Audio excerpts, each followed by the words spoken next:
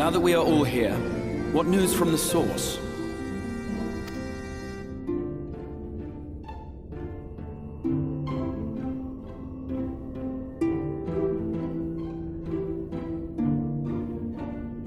A new Ultima weapon.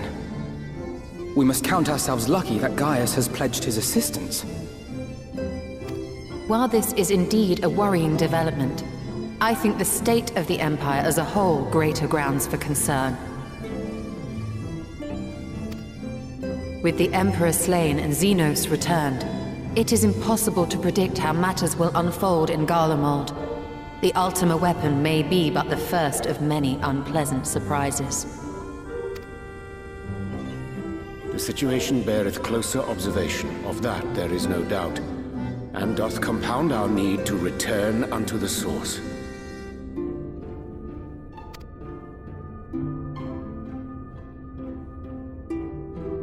Then let us address that issue.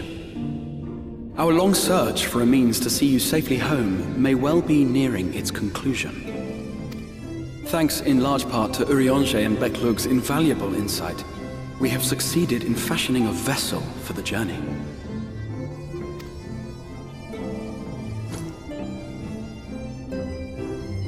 We set out to create a crystalline container retaining the more useful properties of white aurosite, but without its regrettable limitations. And after a good deal of trial and error, we made one. An ark for soul and mind both that will allow your incorporeal self in its entirety to be ferried between worlds. A spirit vessel, if you will. However...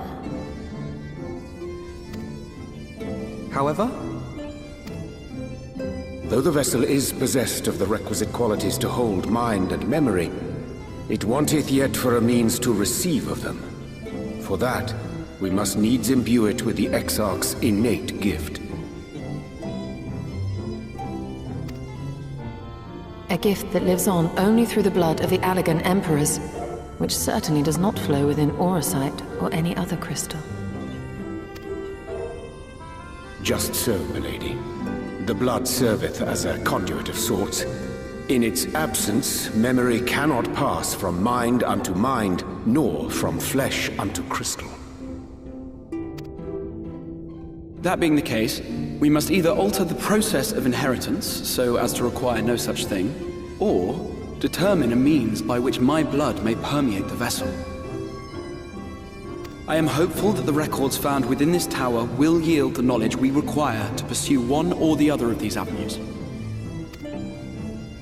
As well you should be. The Allagan's body of etherological research is extraordinary. I can scarce believe it the work of ages past. But its underlying principles are not so very different from those of my own field of study. Given time, we will find the answers we seek.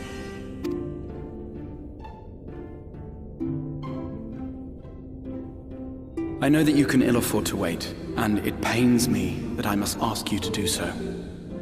I can only reaffirm my promise to you that a solution will be found. Whatever it takes, I will see you safely home.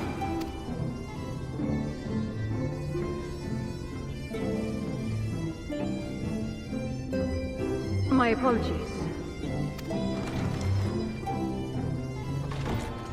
I do hope you haven't come to tell us that mortal peril fast approaches. No. I had hoped to speak with the Warrior of Darkness. But there is no need to cut short your meeting on my account. I will be waiting outside.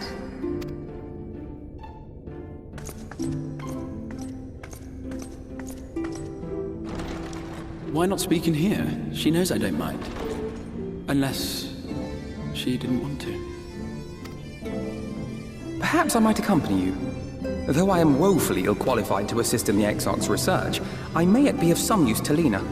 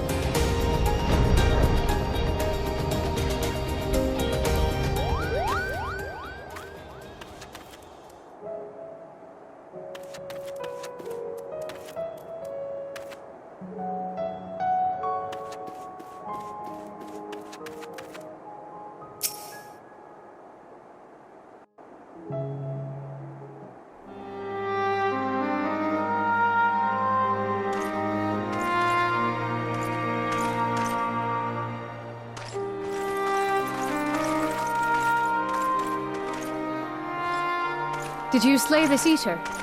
Your orders were to await the main force before engaging. No, Captain. It wasn't us, I swear it. A man came out of nowhere and cut it down before we knew what was happening. By himself? Certainly it is no light warden, but nevertheless. It's true.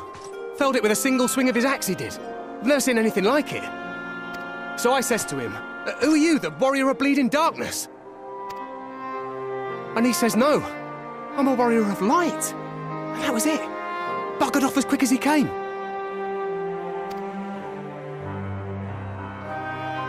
A warrior of light?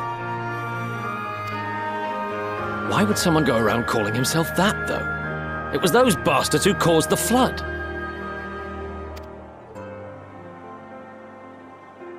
I mean, if you were going to pretend to be anyone, it'd be her. The warrior of darkness.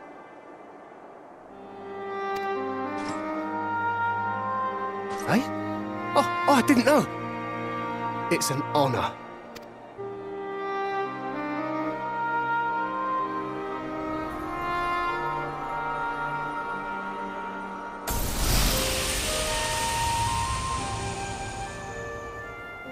Since the Eater is no longer a threat, our work here is done. Return to your posts.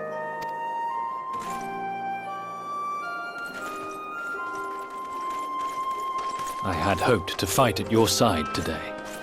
But I'll continue to follow your example, and may we meet again.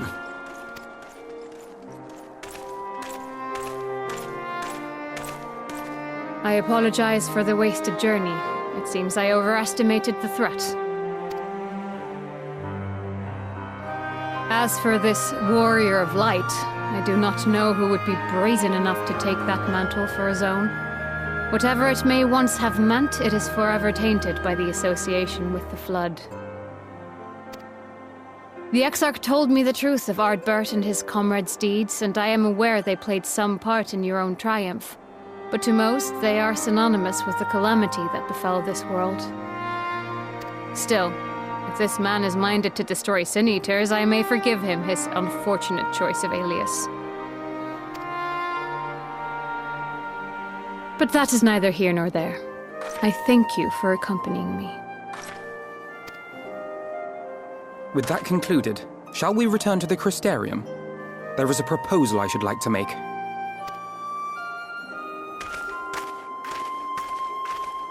Forgive me. There is one more thing. A personal concern of mine.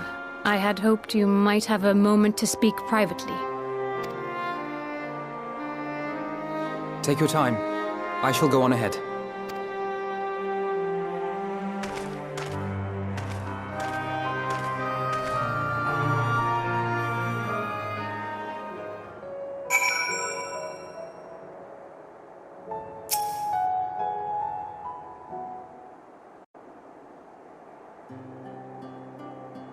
I will not mince words. This matter concerns the Exarch. Though his countenance belies his age, his demeanor never has. He has seen more than any man should and grown ever more weary with time. But I see I give the wrong impression. While it is true he attempted to open a letter with a salmon fillet the other evening, we are not here because I suspect his mind is deteriorating. Nor do I believe him to be so maddeningly unconcerned by the prospect of his own death as he once was. Indeed, the opposite is true.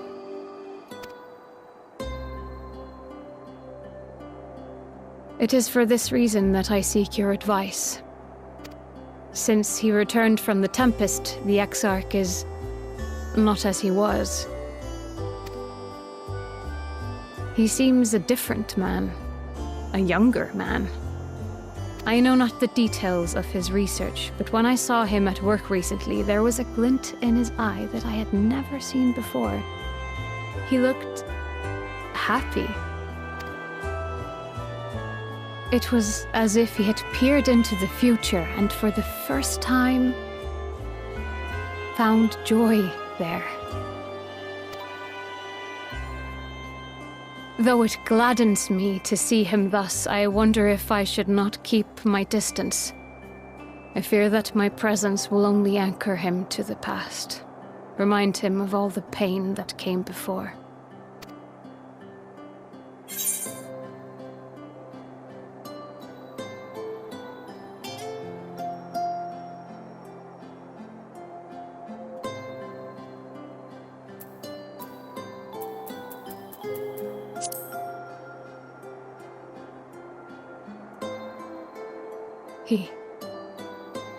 Are you sure? Then perhaps we might remain as we were. As we have always been. What a relief. In that case, I will have to speak with him about the amount of time he is spending at work. This research is important, I know, but if he refuses to consider his own health, I will have to consider it for him.